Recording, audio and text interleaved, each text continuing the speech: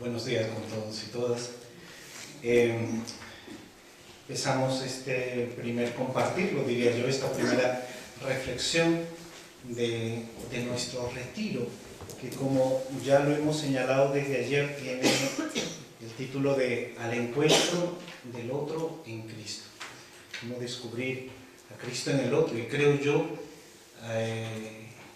al otro en Cristo, ¿no? Yo he querido titular esta reflexión que parte del punto de vista bíblico, le he querido llamar el Dios que se revela en el otro. Cómo Dios, a través de la historia de salvación, se va dando a conocer justamente en el otro, incluso en el que no es cercano a mí, ¿no? En el caso de Israel, en el que no pertenece a Israel, en el pagano, ¿no? Vamos a ir viéndolo en el transcurso de la reflexión, según cómo vayamos avanzando. Cuando preparaba este tema, yo pensaba desde dónde partir, ¿no? ¿Cuál sería el punto de partida para todo esto? Para pensar en el Dios presente en el otro, en la importancia de nuestras relaciones, de nuestros encuentros, ¿no? De nuestros tratos, y creo que definitivamente el punto de partida tiene que ser el mismo Dios. Dios mismo es el punto de partida de todas nuestras relaciones. Si bien Dios es uno y al mismo tiempo es trino, una familia, y es en estas relaciones mutuas en las que el vínculo es el amor, donde se encuentran, por decirlo de alguna manera, a nuestro modo humano, es en las relaciones que hay en Dios, en donde Dios es Él mismo, ¿no? Dios es Hijo porque hay una relación con el Padre, en relación con el Padre. Dios es Padre porque hay una relación con el Hijo, ¿no? Quiero decir que en las relaciones que hay en el interior de Dios se van como configurando las personas divinas, ¿no? Es una forma de hablar porque Dios es muy diferente a nosotros, pero quiero decir, quiero remarcar justamente la importancia de la relación tanto en Dios como en nosotros, tanto así que en la relación es donde las personas divinas se enriquecen y se van configurando en sí mismas. Yo creo que algo de esto, de la relación y del trato con los otros, quiere Dios que vivamos las personas, que en nuestras relaciones crezcamos y lleguemos a ser nosotros mismos en plenitud, que nuestras relaciones sean un alimento para crecer, para llegar a una plenitud, ¿no? Si lo vemos desde la fe, ya en la historia de salvación se nos muestra a un Dios que no quiere otra cosa que entrar en relación con los hombres, con las personas. Dios siempre lo va a querer, es como su mayor deseo. El hombre, la persona humana, su creación más perfecta, quiere entrar en relación con aquella obra en la que ha dejado plasmadas sus huellas al crearlo con sus propias manos. Pero este deseo profundo de Dios es en Jesucristo en donde llega a plenitud. En Jesucristo se plenifica este deseo, se realiza totalmente. Y tanto en su revelación, porque Jesús revela quién es Dios, quién es el Padre, como en su realización. Jesús pone por obra este deseo profundo de Dios de entrar en relación con la humanidad. A través de Jesús, Dios entra en una relación con la persona, con el hombre, para darle a conocer su origen y su destino. ¿Cuál es su origen? es obra de las manos de Dios, ha salido de Dios. ¿Y cuál es su destino? Heredar la misma vida divina, la vida de Dios. Esto es lo que va a comunicar Jesús en su predicación, en su trato con las personas.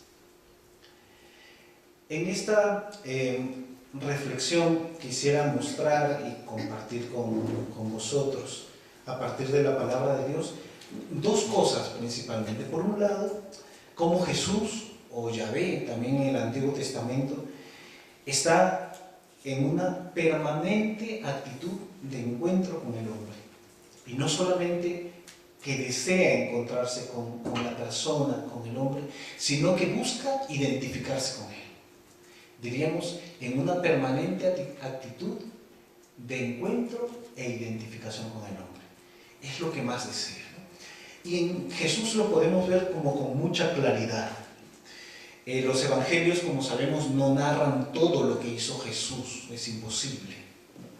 Pero la vida de Jesús, solo por lo que ya nos muestran los evangelios, un pequeño porcentaje, creo yo, de todo lo que hizo Jesús, la vida de Jesús fue una constante entrega, un darse constante, un partirse y repartirse por y para los otros, especialmente para los más pequeños y necesitados, en quien Jesús puso sus ojos de manera preferencial, ¿no?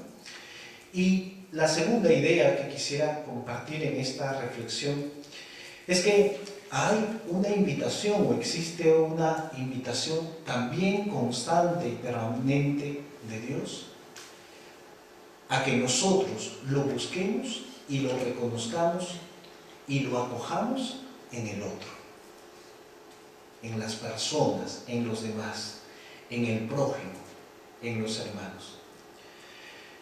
No solo el que comparte mi fe, mi sangre o mi trabajo, sino cualquier otra persona. El que está lejos, el que es distinto, el que a veces nos parece extraño, porque eso es lo que hizo Jesús. Supo reconocer y acoger a todos con los brazos abiertos y mostrarle el don del Padre que quería transmitir de parte de Dios. Y para esto que quiero compartir hoy, más o menos este es el esquema general. He dividido como la reflexión en tres momentos, ¿no? La introducción, el esquema general que ahora se los digo, que es el siguiente. En un primer momento, ver el plan original de Dios. ¿Qué es lo que Dios quiso desde el principio de la creación? ¿Qué fue lo que Dios soñó para el hombre, ¿no? En un segundo momento, Dios quiere volver a su proyecto original. Cómo después del pecado, que de alguna forma daña el proyecto original de Dios, no de parte de Dios, sino de parte del hombre, ¿no? Cómo Dios hace lo posible para encaminar al hombre nuevamente hacia su proyecto original, hacia lo que Él quiso para el hombre, ¿no? Para Él. Y el tercer momento, una mirada a Jesucristo como plenitud del encuentro con el otro. Cómo Jesús, a través de sus relaciones, de todo tipo de relaciones, en la curación, en el perdón de los pecados, en los milagros, en los simples diálogos, Jesús se va a presentar como aquel que devuelve la dignidad al otro, ¿no? Y le da su lugar verdadero. Le da el lugar que Dios le dio al principio, ¿no? Y más aún, Jesús lleva el plan de Dios, el plan original de Dios, a la plenitud. Más o menos es lo que vamos a desarrollar en esta reflexión.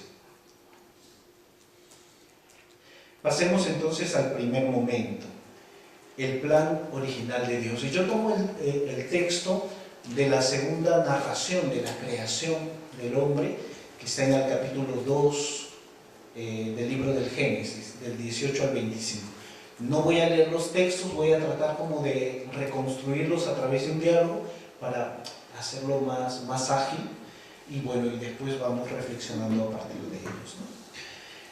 Pero yo, antes de llegar a este punto, parto de otro punto.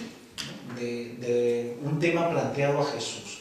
Cuando Jesús se le acercan los fariseos para hacerle la pregunta sobre la licitud del divorcio, Jesús, después de preguntarles lo que enseñó Moisés, afirma: al principio no fue así. Al principio no fue esto lo que quiso Dios. Nosotros también, en este punto, en este momento, queremos volver nuestra mirada al primer momento, al momento de la creación, para ver qué es lo que quiso Dios, cuál fue el sueño de Dios en relación al trato entre las personas, las relaciones entre las personas, ¿no? En el segundo relato del Génesis, del capítulo 2 que señalo allí, Dios crea al hombre, ¿no? Y se da cuenta que el hombre no tiene una ayuda adecuada, que le hace falta algo, ¿no? Lo ha puesto en este jardín del Edén tan maravilloso, ¿no? Pero el hombre parece que carece de algo y Dios claramente se da cuenta. En un primer momento lo que hace Dios es crear a los animales, también del barro de la tierra, ¿no? Y los hace desfilar delante del hombre, para que el hombre los identifique y les ponga nombre a cada uno. Y este detalle es como muy importante, porque podemos darnos cuenta que en un primer momento de la relación, el hombre establece un nexo con las personas, una relación con las personas, desde la superioridad y el dominio. ¿Qué es lo primero que va a buscar una persona en una relación? Casi instintivamente, digámoslo naturalmente, el dominio y el sentirse superior a los otros. Es lo más elemental, lo más primitivo, digámoslo así. Es decir, en un principio se da una especie de lucha con los otros, con el otro, en busca del dominio. El hombre se deja llevar por sus instintos más agresivos y, apoyado en la fuerza, trata de conseguir el dominio sobre los otros. Es lo que representa esta página del libro del Génesis, ¿no? Hace un tiempo me llegó a mí uno de esos chistes que suelen llegar a veces a los correos electrónicos o ahora al WhatsApp, y decían: el mandamiento de un niño de 2 años. Decía: si me gusta, es mío. Si se parece al mío, es mío. Si está en mi mano, es mío. Si es tuyo y yo lo quiero, es mío. Creo que de alguna manera este chiste, esta broma, grafica lo que a veces las personas podemos ser y lo que las personas, algunas veces, en el estadio en que las personas nos podemos quedar en una relación, solamente en el dominio, en el ver por encima del hombro, el sentirnos superiores en una relación y no vivir, no pasar al segundo plano, digamos, no ir más allá, ¿no? Y establecer una relación a través de los nexos del amor, como vamos a ver, ¿no? Volvamos al texto del Génesis. Dios hace pasar a los animales, el hombre los domina, está por encima de ellos, pero esto no le basta, no es suficiente para el hombre en una relación. En una relación, el hombre, la persona, necesita algo más, no solo dominar. El hombre tiene que aprender que en una relación el principio tiene que ser el amor. Y esto es lo que va a suceder a continuación. No es a través de la relación de dominio en la que el hombre se realiza. No, esto no realiza al hombre, sino a través de una relación de igualdad donde el principio reinante es siempre el amor. Miremos la segunda parte del texto. En un segundo momento, Dios sumerge al hombre en un sueño profundo y con un pedazo de un trozo de carne de su costado forma una mujer, a otra persona semejante a él, al hombre, ¿no? De allí que cuando el hombre despierte, exclame: esta sí es carne de mi carne y huesos de mis huesos. Claro, el hombre descubre la relación, otra parte de la relación, otra forma de relacionarse con las personas.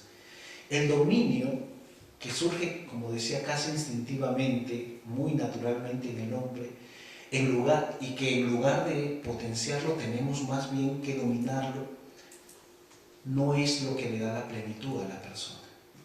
La plenitud se la da el verdadero amor. Y el amor, todos lo sabemos, creo, no surge solamente como un sentimiento bonito.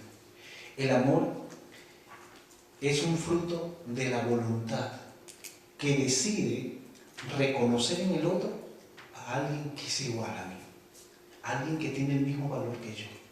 Cuando yo reconozco que la otra persona vale como yo, la empiezo a respetar y la puedo amar. Paso al otro nivel. De la relación de puro dominio y superioridad, paso a otro tipo de relación. Por lo menos una relación donde hay respeto y igualdad. El amor puede surgir después. Pero ya hay otro nivel de relación. El amor, creo yo, también es consecuencia o fruto de una lucha constante con nosotros mismos. Amar no es fácil, es difícil, sobre todo cuando el amor no brota espontáneamente, sino que debe surgir de la voluntad, que eso es lo que nosotros hemos aprendido en nuestra fe, lo que nos enseña nuestra fe, ¿no? Yo creo que a veces a este nivel, mejor dicho, que en las relaciones hoy en día no se llega a este nivel. Las relaciones, pongamos solo por ejemplo una relación de pareja, se queda en el primer nivel de dominio y superioridad.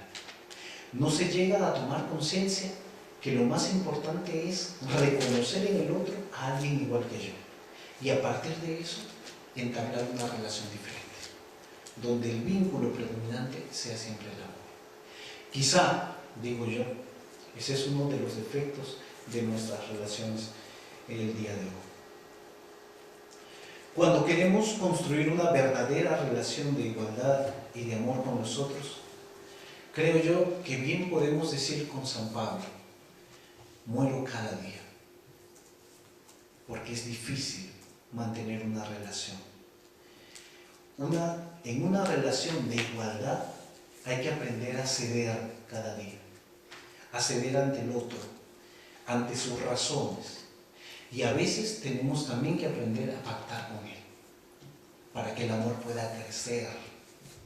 No es dominar, es llegar a un acuerdo con la persona, en el respeto mutuo, en el amor.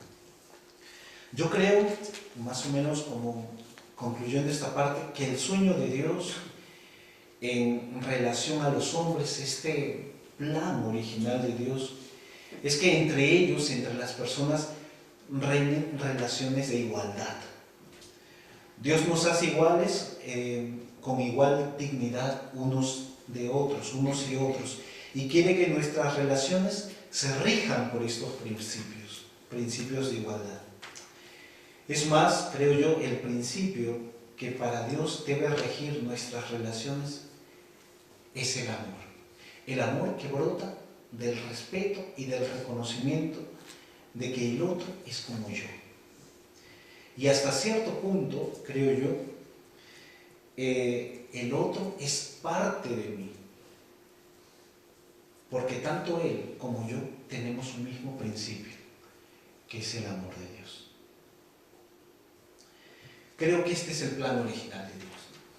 Y permítanme aquí solo relacionar con lo que Jesús va a enseñar y cómo Jesús va a llevar a plenitud esta enseñanza que ya está presente en el Antiguo Testamento. Lo veremos un poco más, creo que al final, pero solo lo quiero remarcar aquí, ¿no? Jesús tiene en realidad mucha paciencia con los discípulos, ¿no? Él se da cuenta en más de una ocasión que los discípulos tienen muy fuertemente en sus vidas, en sus corazones, metida en la mentalidad del entorno, la mentalidad judía, donde prima la jerarquía, el dominio entre las personas, ¿no? Y por ejemplo, en este texto de Marcos 9, 33-37, donde la pregunta es, ¿quién es el más importante? ¿No? Jesús va a enseñar que el más importante es el que sea más pequeño y servidor de todo.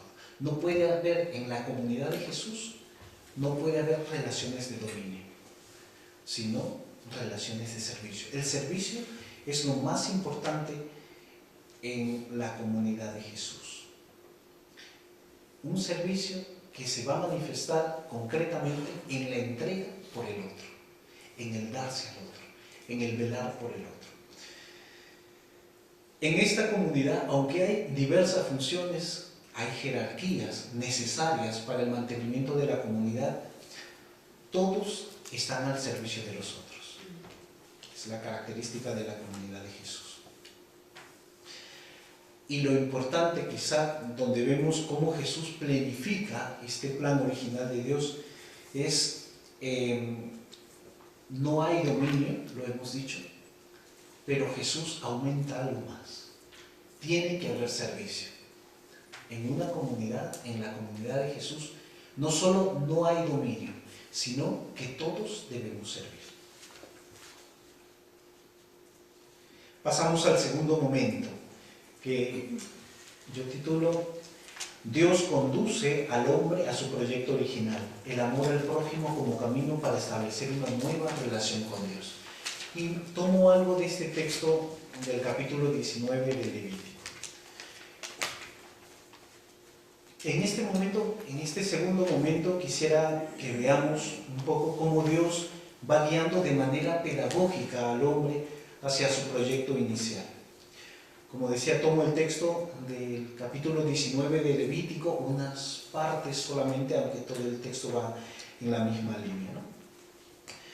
En este texto, Yahvé anuncia un mandato a Moisés para que lo comunique al pueblo, ¿no? Le dice, seréis santos porque yo soy santo. A mí particularmente me llama la atención, yo creo que es lo llamativo del texto, que después de esta afirmación, del mandato o de la invitación a ser santos, como Dios es santo, sin mediar más detalles, se empiezan a enumerar diversas situaciones de la vida diaria en la que el israelita deberá mostrar concretamente su santidad. O sea, no se dice más, se pasa directamente a la acción. En obras concretas, el israelita deberá demostrar la santidad que Dios le pide. No se habla del templo, no se habla de las oraciones, no se habla de la sinagoga, para el tiempo en que la hubiera, ¿no? No se habla de nada de esto. Pero después de cada exhortación, esto también es curioso y llamativo, después de cada exhortación de lo que debe vivir el hombre, se termina con un estribillo que aparece siempre.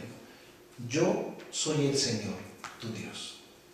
Se exhorta, por ejemplo, ¿no? En la parte central, la más normativa, están ciertas cuestiones relacionadas con el trato con el otro, ¿no? Y por ejemplo dice así, no robarás, no mentirás, no oprimirás, ni explotarás a tu prójimo. Yo soy el Señor tu Dios. No odiarás a tu hermano. Yo soy el Señor tu Dios. No tomarás venganza, ni guardarás rencor a tus compatriotas. Amarás a tu prójimo como a ti mismo. Yo soy el Señor. Este juego de palabras que hay allí, que es muy llamativo y tiene un significado muy particular, como veremos, ¿no? Yo quiero como llamar la atención en dos puntos sobre este texto, ¿no? El primero, sobre la santidad de Dios. Según los estudiosos, más que divino o separado de lo demás, o puro, digamos así, en este texto la santidad de Dios está referida o debe entenderse concretamente a su ser diferente a los otros, ¿no? ¿Y a quién se refiere Yahvé concretamente?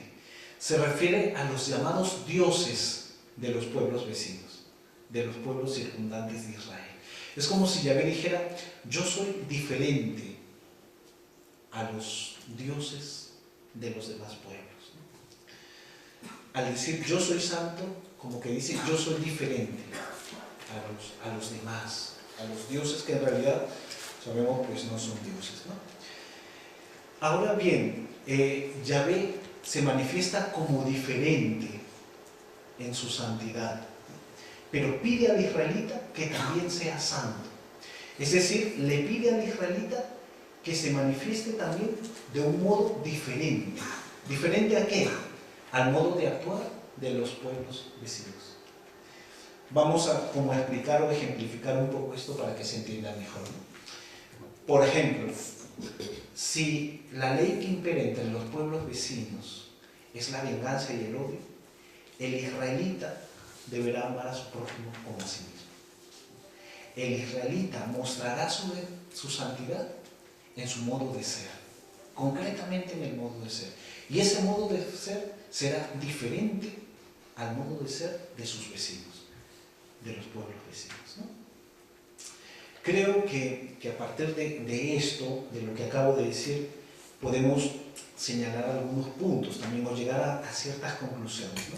La primera de ellas que yo digo, ¿no?, que yo señalo, que el fundamento del amor al otro y del trato con el prójimo está en Dios mismo. Dios es el fundamento del amor al prójimo. El israelita deberá actuar como Dios, diferenciándose del entorno y llegar a la santidad que Dios le pide. ¿Cómo?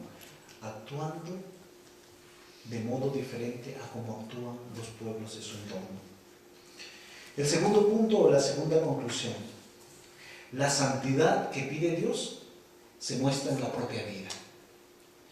No se pide que se muestre en el templo siendo piadoso, por ejemplo, o haciendo muchas oraciones, haciendo mucho ayuno o dando muchas limosnas, ¿no?, ni tampoco en la sinagoga.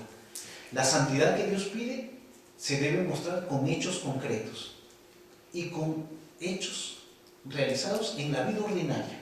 Nada especial, nada extraordinario, sino en la vida de cada día. Y concretamente, estos hechos, ¿dónde se van a mostrar? En la relación con el otro. En la vida diaria, en hechos concretos y particularmente y principalmente en la relación con el otro. Y la tercera conclusión a la que llego a partir de este texto, esta frase, el conócete a ti mismo, el como a ti mismo del mandato, estoy nombrando a Sócrates, el como a ti mismo del amar al prójimo como a ti mismo, del mandamiento, digamos, del mandato del amor al prójimo, conlleva algo muy particular. Conlleva vivir conscientemente la igualdad con el otro. Yo no puedo amar a mi prójimo realmente como Dios me lo pide si no tomo plena conciencia, si no hago el proceso, el camino de tomar plena conciencia de que el otro es como yo. Yo tengo que acoger y aceptar al otro como yo, con el mismo valor que yo tengo. El otro es como yo y merece el respeto y el amor que yo pido para mí. Esto es importantísimo. Y son puntos que fluyen del texto de Levítico 19 que hemos señalado. El segundo punto sobre el que quiero llamar la atención está relacionado justamente con el amor al prójimo. Si nosotros leemos este texto, nos vamos a dar claramente cuenta que el amor al prójimo aquí es un amor limitado. Es algo importante a tener en cuenta, ¿no? Aunque Yahvé mande vivir el amor al otro, este amor está limitado por lo racial y por lo religioso. Es decir, el israelita tiene la obligación de amar a sus hermanos de raza y a sus hermanos de religión. El vecino, el pagano, no tengo por qué amarlo, porque eso no pide Dios. Es decir, todavía será una posición excluyente que separa, que divide a las personas, ¿no? Todavía yo creo que de manera pedagógica Dios va enseñando esto. El hombre aún no está preparado para vivir un amor más en plenitud, ¿no? Entonces hay grupos como los extranjeros, los paganos, que quedan excluidos de este amor, porque, digámoslo entre comillas, no lo merecen todavía, ¿no? Pero aquí podemos hacer también la conexión con Jesús. Jesús retoma este mismo texto, como sabemos, del amor al prójimo, ¿no? Pero le da su verdadero sentido y lo lleva a plenitud, porque Jesús derriba cualquier límite imaginable. Ya no va a haber fronteras con Jesús. Jesús destruye toda posible barrera que pueda existir. Para Jesús, el prójimo es cualquier persona con la que yo entre en contacto. Ya no es solo el que lleva mi sangre, vive mi religión o es de mi raza. Es el hombre en sí mismo, aquello que yo encuentro en mi camino, aquel que es de la misma naturaleza que yo y que tiene, por supuesto, la misma dignidad y el mismo valor que yo. Ya Jesús da un paso enorme, ¿no? Y lleva a la plenitud del mandato de Dios. Muy bien, pasamos al tercer momento. Se me pasó, esto es lo que acabo de decir. Lo vamos a pasar al tercer momento. El tercer momento es lo que yo he titulado Jesús, plenitud del encuentro con el otro, ¿no? Cómo Jesús va a llevar a plenitud todo esto que ya se encuentra incoado en el Antiguo Testamento, ¿no? En el mandato de Yahvé. Y lo va a hacer en todo tipo de relación que Él establezca con las personas. Nosotros solo vamos a mencionar algunas como puntos que nos ayuden a ver cómo Jesús lleva a plenitud este plan de Dios, ¿no? Jesús empieza su ministerio proclamando el reino de Dios. Este es un término que en realidad sorprende a propios y extraños, como diríamos nosotros. Y aunque Jesús no define conceptualmente, como quizá a algunos de nosotros nos gustaría, ¿no?, que lo defina así, como nosotros definimos hoy las cosas, Jesús sí señala, y sobre todo a través de las parábolas, como el actuar de Dios. El reino es el actuar de Dios en el mundo. Y a través de las parábolas también Jesús enseñará lo que el mundo podría ser si hubieran más personas que actuaran como Dios. El reino va mostrando eso. El actuar de Dios, por un lado, cómo actúa Dios, y por otro lado, muestra también lo que el mundo sería, cómo cambiaría el mundo, podemos decirlo, ¿no?, lo que el mundo sería si nosotros, las personas, actuáramos como Dios actúa, ¿no? Bien. Y en realidad este es uno de los objetivos principales de la predicación de Jesús, que las personas aprendan en sus vidas a actuar como Dios actuaría, a ser un poco más como Dios, no solamente a vivir, sino que en nuestra vida y en nuestros hechos se muestre un poco más la acción de Dios. Al final eso es lo que nos pide Jesús siempre. El cumplir la voluntad de Dios es eso, es actuar como Dios actuaría. Aquí en esta parte hay muchos aspectos. Nosotros vamos a tomar solo un aspecto en relación con la reflexión que estamos haciendo el día de hoy con el título de este encuentro, de este retiro, ¿no? Para Jesús, Dios Padre es compasión. La compasión es el modo de acción que tiene el Padre, el modo de actuar de Dios. La primera reacción que Dios tiene ante el encuentro con sus hijos e hijas, la compasión. Dios es compasivo y misericordioso, lo decimos tantas veces. La compasión es el principio de acción de Dios. Dios no actúa de otra manera, sino de manera compasiva, siempre. Es su modo de ser. Esta es la experiencia que tiene Jesús del Padre, de su Padre. Y es esta experiencia la que va a transmitir a las gentes. Y con esta experiencia, con esta nueva mirada de lo que es Dios y de la forma de actuar de Dios, Jesús se va a acercar a la ley, va a leer la ley con estos nuevos ojos, digamos, ¿no? Se va a acercar al Antiguo Testamento, a lo que nosotros conocemos como el Antiguo Testamento, y va a reconducir la ley, el proyecto de Dios, a la plenitud. Va a llevarlo a la plenitud, todo lo que Dios quiere, ¿no? Por ejemplo, retomamos algo que ya hemos tratado, el ser santos, porque yo soy santo, que acabamos de comentar, ¿no? En tiempos de Jesús se entendía y se vivía en términos de pureza, ¿no? ¿Quién es santo? Aquel que vive la pureza ritual, el que cumple la ley, el que está puro, ¿no? Y claro, esto tenía sus consecuencias, porque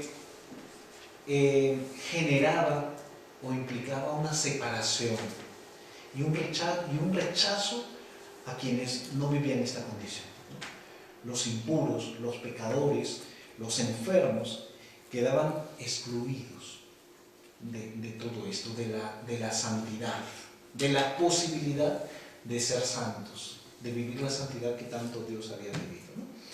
En tiempos de Jesús, la sociedad o Israel, digamos así, se había convertido en un pueblo discriminatorio y excluyente, ¿no? Eso se vivía como algo ordinario, algo común en tiempos de Jesús, ¿no? Jesús retoma este ser santos como vuestro Padre Santo, ¿no? Retoma este mandato y sin negarlo introduce una alternativa, hace un pequeño cambio en esta frase, ¿no? Pero este cambio transforma sustancialmente todo. Jesús dice, sed compasivos como vuestro Padre es compasivo. Y a partir de esto la cosa cambia, ¿no? Decíamos, la compasión es el principio de acción de Dios. El principio de acción del hombre, del seguidor de Jesús, ha de ser también la compasión. Para Jesús es la compasión y no la santidad el principio que ha de inspirar la acción de las personas, ¿no? Lo importante es ser compasivos con los demás, salir al encuentro del otro, no velar por nuestra pureza, por nuestro cumplimiento, sino salir al encuentro del otro. Para Jesús, Dios es santo no porque rechaza y excluye, todo lo contrario. Dios es santo porque ama sin excluir a nadie. Allí radica la santidad de Dios para Jesús, la santidad del Padre. De allí que para Jesús la compasión no sea una virtud más, sino la única manera de ser como Dios, ¿no? Hace un momento cuando hablábamos del reino de Dios, que Jesús mostraba cómo actúa Dios en el mundo y de alguna manera pedía o mostraba también cómo sería el mundo si hubiera más personas que actuaran como Dios, como el Padre, ¿no? Pues la manera de actuar que Dios pide es actuar con compasión. Si actuáramos con más compasión en el mundo sería diferente. Porque la compasión es el modo de actuar de Dios, la forma de entrar en relación con las personas. Esto yo lo sé a ustedes, a mí me parece muy bonito, porque da como en el punto clave de lo que debe vivir la persona en su relación con nosotros. Aquí claramente podemos ver que cómo Jesús no solo retoma el plan original de Dios, sino que va mucho más allá, mostrándonos un rostro de Dios que mueve al hombre a una entrega confiada y sin límites. Si Dios es compasivo, si Dios es como Jesús me lo muestra, ¿por qué no me voy a entregar confiadamente en sus manos? ¿Por qué no me voy a abandonar plenamente en sus manos? Si Dios es como Jesús me lo presenta, ¿no? Pero hay algo más, hay aún más en esto, ¿no? Este nuevo rostro compasivo del Padre que nos muestra Jesús no es o no se queda solo en un mero sentimiento, ¿no? Sino que es un principio de acción.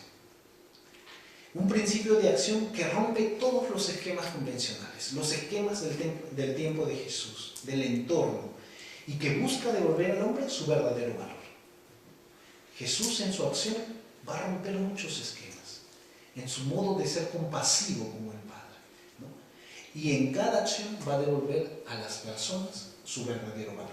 Vamos a anotarlo, a verlo en algunos pasajes. Son estos textos que pongo aquí, que iremos viendo y comentando brevemente. El primer texto de Lucas 13, 10 al 17, Jesús interviene compasivamente en la enfermedad, la mujer encorvada, ¿no? Yo creo que todos conocemos este texto, pero yo lo voy como narrando así brevemente para que pueda fluir la reflexión, ¿no? Bueno, Jesús un sábado, como de costumbre, está en la sinagoga enseñando y se da cuenta que allí hay una mujer que tenía un espíritu inmundo que la mantenía encorvada y no le permitía levantarse del todo, ¿no? A pesar de ser sábado, Jesús la llama y la libera de este espíritu. La mujer inmediatamente se endereza y empieza a alabar a Dios, ¿no? ¿Qué hace aquí Jesús? Yo creo que toda persona tiene derecho de mirar la vida de frente, ¿no?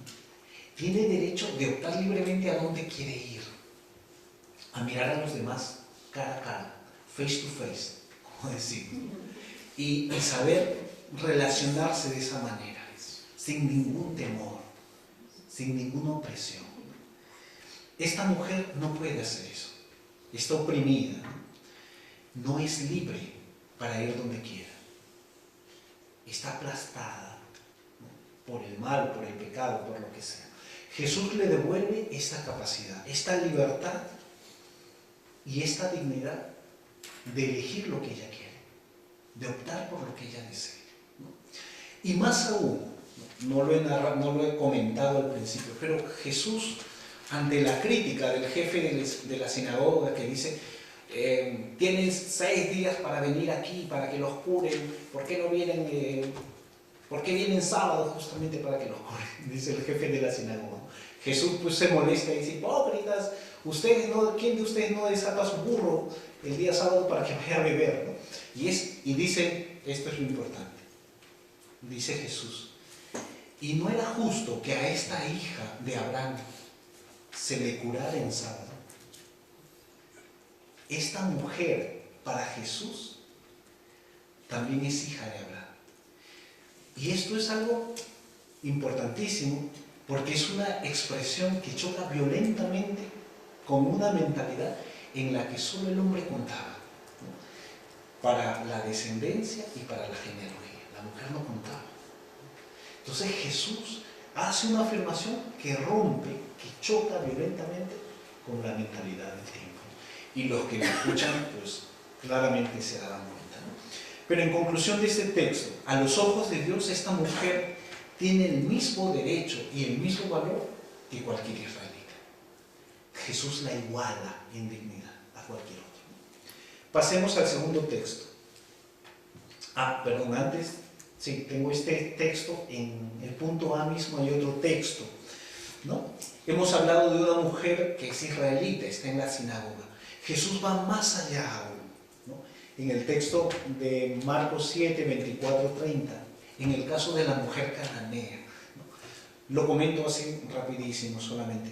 Jesús llega casi a escondidas a las ciudades de Tiro y Sidón, que son ciudades paganas, ¿no? No quiere que nadie sepa que está por allí. Y una mujer del lugar se entera, ella tiene una hija endemoniada, se entera de la presencia de Jesús y lo busca, va a él para pedirle la curación de la niña. En un primer momento Jesús parece negarse a acceder a la petición de la mujer, alegando que primero son los hijos a quienes se debe dar el pan y no los perritos. Pero ante la respuesta de la mujer, Jesús accede y concede la petición, ¿no? Cura a la niña. Aquí 2 ideas importantes, las menciono solamente. La primera, Jesús se deja interpelar por su entorno, por lo que ocurre, por los acontecimientos. Algo muy importante y que también nosotros debemos vivir. Reconoce en la respuesta de la mujer que también los paganos son destinatarios de su evangelio, de su proclamación. de la bondad y la misericordia de Dios, de la compasión, diríamos hoy, ¿no? De lo que estamos hablando, de la compasión divina. Y la segunda idea, tras esta toma de conciencia, Jesús no hace diferencia entre esta mujer pagana y, por ejemplo, la mujer que estuvo encorvada y que fue curada, ¿no? O entre esta pagana y cualquier hombre judío. Jesús no hace diferencia. Para él, ella o ambas mujeres son amadas plenamente por el Padre. Va igualando a todos en dignidad. El punto B. También los pecadores son dignos del amor de Dios. Jesús nos muestra el rostro de la misericordia, ¿no? El pasaje de Lucas 19, que es el texto de Zaqueo, que también todos conocemos y que narro así brevemente. Jesús, como sabemos, llega a Jericó, aclamado por la multitud. Allí vive Zaqueo, que es un jefe de publicanos, cobrador de impuestos, muy rico, ¿no? Que no puede verlo porque es pequeño, se sube a un árbol, Jesús lo ve y Jesús le pide bajar y se autoinvita a su casa, ¿no? A la casa de Zaqueo. Zaqueo baja, lo recibe muy contento en medio de la murmuración general de la gente, ¿no? De que Jesús, bueno, se encuentre con este hombre, ¿no? Ya en la casa de Zaqueo, en medio de la crítica sigue, ¿no? Porque Jesús ha entrado a la casa de un pecador. Zaqueo se pone de pie y anuncia que dará la mitad de sus bienes a los pobres y que reparará 4 veces todo lo que ha robado. Bien, el texto termina con 2 frases de Jesús. La primera, la salvación ha llegado hoy a esta casa porque este también es hijo de Abraham, ¿no? Parecido a lo que dice con la mujer encorvada. Y la segunda frase de Jesús, porque el Hijo del Hombre ha venido a buscar y salvar lo que estaba perdido, ¿no? Vamos a comentar un poco a partir de esto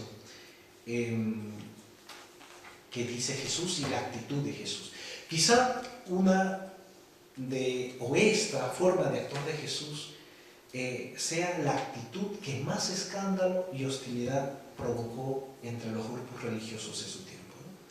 Tengamos en cuenta que antes de Jesús, ningún hombre de Dios, entre comillas, ningún profeta, se había acercado a los pecadores en esta actitud de respeto, amistad y simpatía que muestra Jesús. Nadie lo había hecho, ¿no? Juan Bautista, por ejemplo, sin ir muy lejos, Juan Bautista denunciaba el pecado, ¿no? En el texto de Lucas, concretamente, cuando habla de Juan el Bautista, se acercan los pecadores, los publicanos, a bautizarse, ¿no? A que Juan los bautice, y Juan les dice: raza de víboras, ¿qué creen que van a escapar del castigo de Dios? ¿No? Les trata de esa manera, ¿no? Algo que a veces a mí particularmente me recuerda en algunos lugares a ciertos predicadores, ¿no? Pero bueno, dejémoslo allí. Pero Juan, ¿qué hace? Denuncia el pecado, acusa. El hacha está puesta en los árboles para cortar y echar la leña al fuego, ¿no? Jesús no hace nada de eso. Y la gente, que es inteligente, se dio claramente cuenta de la diferencia que había entre Juan y Jesús, ¿no? Jesús no menciona en ningún momento nada de la ira de Dios. No habla de eso. No condena a nadie. Y ni siquiera llama a la conversión. Casi no. Al principio, en el texto de Marcos, cuando inicia su ministerio, dice que el reino ha llegado y algo hay allí. Pero después nada más. Y a los pecadores no les pregunte en ningún momento si han ido a la sinagoga o al templo. ¿Cuánto tiempo no vas al templo o a misa? No les pregunta nada, ¿no? Simplemente se acerca y se da a conocer, acoge, ¿no? Qué bonito eso. Y más, ¿no? Jesús busca la compañía de los pecadores y come con ellos. ¡Qué escándalo! En una sociedad, sobre todo, que está marcada por las diferencias, ¿no? Las diferencias son claras en la sociedad de Jesús, ¿no? En esta sociedad nadie come con cualquiera, ¿no? Cada uno come con los suyos. La gente no se mezcla. Los pecadores comen con los pecadores, los ricos con los ricos, los pobres con los pobres, los fariseos con los fariseos, ¿no? Nadie se mezcla, no se mezclan. Pero Jesús insiste en que deben mezclarse todos, ¿no? Es algo contradictorio, va contracorriente, diríamos hoy, ¿no? ¿Qué pretende? ¿Qué signo es este, ¿no? Como los antiguos profetas que en sus acciones transmitían un signo de parte de Dios, ¿no? Oseas se casa con una prostituta para mostrar al pueblo que Dios, a pesar de que Israel es pecador o es como una prostituta, sigue amándolo, ¿no? La acción de Jesús es como un signo profético, como el de Oseas, por ejemplo, ¿no? En la comunidad de Jesús, digo, no hace falta ser puro para ser parte de ella, de esta comunidad. Todos están invitados y no se excluye a nadie de la comunidad de Jesús. ¿Por qué? Hermanos, porque el reino de Dios es así. La mesa o el reino de Dios es una mesa abierta para todos. En el reino de Dios nos podemos sentar todos, si permitimos que Dios actúe en nuestra vida. Vendrán de oriente y occidente y se sentarán en la mesa del reino, dice Jesús. Es así. Dios actúa de esa manera. Con este modo de actuar de Jesús, o Jesús, derriba los muros que separan a los hombres y los dividen entre puros e impuros, entre justos y pecadores. Porque para Dios todos somos hijos, todos salimos de sus manos y eso es suficiente, eso le basta a Dios. ¿A qué queremos llegar aquí en este punto en relación al texto de Zaqueo? Jesús devuelve la dignidad a Zaqueo. Zaqueo también es hijo de Dios. Zaqueo es pecador, se convierte, pero Zaqueo a los ojos de Dios sigue siendo su hijo y tiene la opción de sentarse también a la mesa del rey. Es como cualquiera, tiene la misma dignidad.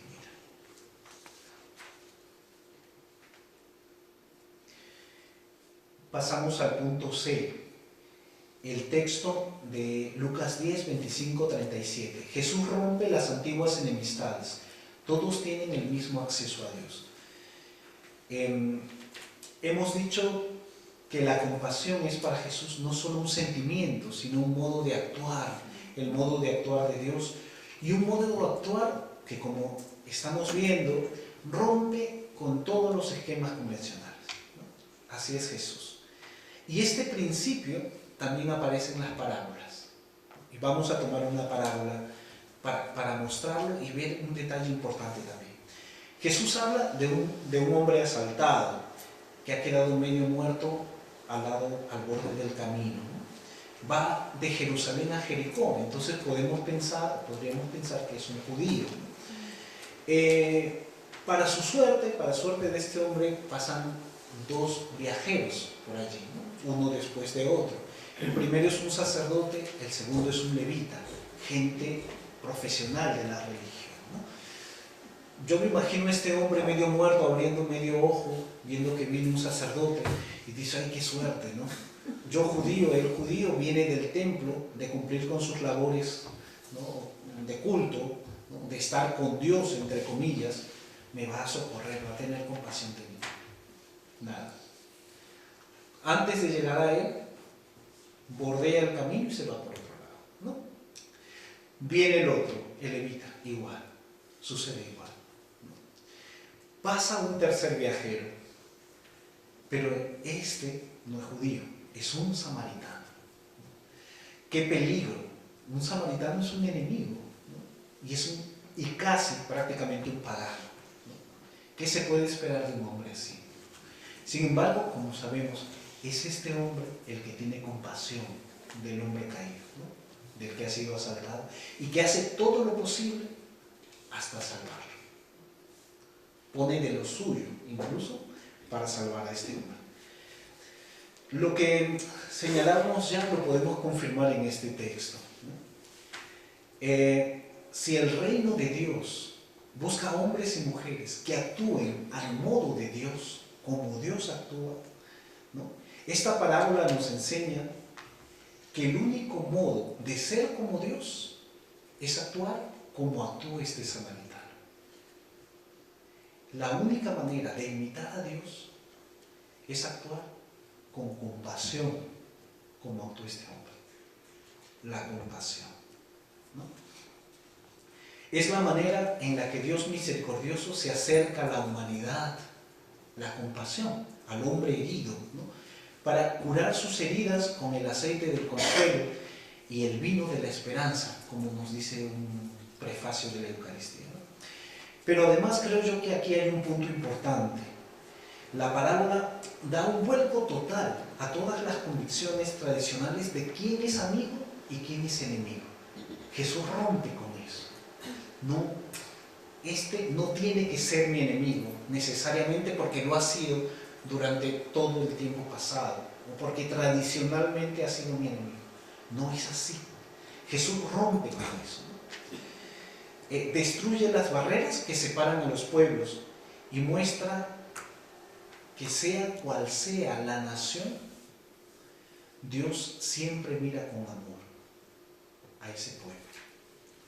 Y más aún, a cualquier persona de cualquier nación, de cualquier cultura o raza, Dios puede usar, puede servirse de ella para ser canal de su gracia y de su compasión. Todos nosotros podemos ser canal de su gracia.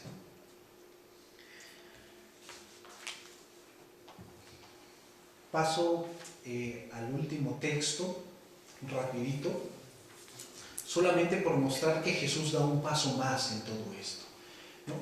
Hemos visto que Jesús, hasta ahora hemos visto que ha tratado en sus acciones, no ha tratado, sino lo ha conseguido, ha devuelto la dignidad a los hombres, mostrando que todos tienen libre acceso al Padre y abriendo puertas de esperanza para todos. Pero hay un texto más, el de Mateo 25:31, en que Jesús da un paso más aún, ¿no? Sabemos cuál es el texto. Es el texto del llamado juicio universal. Es una gran descripción del juicio del mundo, ¿no? Un juicio en el que están presentes todas las naciones de la tierra, todos los pueblos de todos los tiempos, ¿no? Y como sabemos, unos son llamados a recibir la bendición de Dios y a heredar el reino, y otros son rechazados e invitados a apartarse, ¿no? Apartados de mí, que dice Jesús. Bueno, pero aquí el criterio decisivo para merecer la gloria o el castigo, la gloria o la pena, digamos, no es la religión, sino si se ha actuado de manera compasiva con los hermanos, si se ha tenido compasión con las personas, ¿no? Y no en situaciones especiales o grandiosas, sino en situaciones de la vida misma, de la vida ordinaria, presentes en cualquier tiempo y en cualquier pueblo. Donde no hay sedientos, hambrientos, donde no hay alguien que necesite un vestido, que necesite ser acogido, hospedarse en un lugar, que necesite ser visitado como enfermo o en la cárcel. Todos los pueblos de todos los tiempos tienen esa experiencia, ¿no? Y todos pueden o no mostrar la compasión con ellos. Lo interesante o novedoso de este texto para mí es lo que Jesús dice al final, ¿no? Jesús dice: os aseguro que cada vez que lo hicisteis con uno de estos mis hermanos más pequeños, conmigo lo hicisteis. Es decir, ¿a dónde quiero llegar yo, no? Jesús no solamente devuelve la dignidad a las personas y nos da conciencia de la igualdad del otro. El otro es como yo. Somos iguales a los ojos del Padre. No solamente eso hace Jesús, sino que nos recuerda que Él está presente en el otro. Él está en el otro, especialmente en el que necesita nuestra compasión. El otro es digno, tiene la misma dignidad de Dios, pero además Jesús está en él, está presente en él, siempre. Y por ello, el otro es sagrado, porque Cristo está en él. La conclusión, a ver si la hago rapidito. Yo tomo dos textos. El primero, al que hice referencia casi al principio, ¿quién es el más importante? Y el segundo, de Juan 13, del lavatorio de los pies, que también todos conocemos, ¿no? Solo paso rápido por el primero y reafirmo lo que ya hemos señalado anteriormente. Jesús, ante la mentalidad jerárquica y de dominio que tienen los discípulos, ¿no?, que tienen sus discípulos, que pretenden erigirse en superiores a los demás, Jesús le muestra que no, que hay igualdad entre ellos, ¿no?, que el que quiera ser el primero, sea el último. Y añade Jesús, el servidor de todos. En la comunidad de Jesús, también lo señalábamos, hay que renunciar a toda ambición de superioridad y dominio. El servicio se convierte en el modo de relacionarse con el otro. Solo en el servicio se puede vivir la plenitud de la relación con el otro. Y paso al texto de Juan 13:13. Este texto, como decía, es del lavatorio de los pies, un texto que conocemos todos. Jesús, después de cenar, se quita el manto, se ciñe una toalla, echa agua en una jofaina y se pone a lavarle los pies a los discípulos. Una labor que solo hacían los siervos, los esclavos, ¿no?, a sus señores. Es decir, Jesús da a sus discípulos la categoría de señores. Son señores, ¿no? Pero lo curioso es que aquí en el Evangelio de Juan, según los estudiosos, ¿no?, el término Señor no designa a la persona que tiene siervos a su servicio, que tiene otras personas a su servicio. No designa eso, sino el término Señor designa al hombre libre, al que no está sujeto a nadie. Es decir, el servicio que hace Jesús a sus discípulos es darles dignidad y libertad, llevándolos a una condición como la suya. Jesús les dice, ustedes me dicen Señor, y tienen razón, yo soy Señor.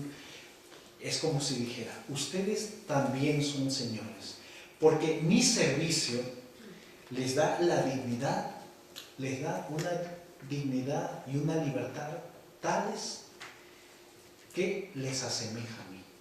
Jesús les eleva o los eleva en dignidad y libertad. Hermanos, creo yo que este ha de ser nuestro servicio con los demás. Ayudar a las personas, nosotros como seguidores de Jesús, ayudar a las personas a crecer en dignidad y en libertad, asemejándolas cada vez más al señorío de Jesús. Que las personas alcancen la misma dignidad que Jesús. Esa es nuestra labor como seguidores de Jesús. Y en ello creo que podemos o debemos poner énfasis, nuestro esfuerzo como cristianos, ¿no? Y aquí termino. Solamente yo ponía esas dos preguntas como para ayudar a quien lo desee en la reflexión, ¿no? ¿Mis relaciones son medios para el crecimiento humano y espiritual de los otros? En mi relación yo ayudo a crecer al otro, porque de eso se trata. Lo último que decíamos, ¿no? Como seguidores de Jesús tenemos que hacer lo mismo que Jesús, ayudar a crecer a las personas, ¿no? Y la segunda, tengo que aprender a mirar todas las cosas desde la compasión con los ojos de Jesús, porque como hemos visto es la compasión la que nos ayuda a descubrir que el otro es igual que yo y que es tan digno del amor de Dios como yo lo soy.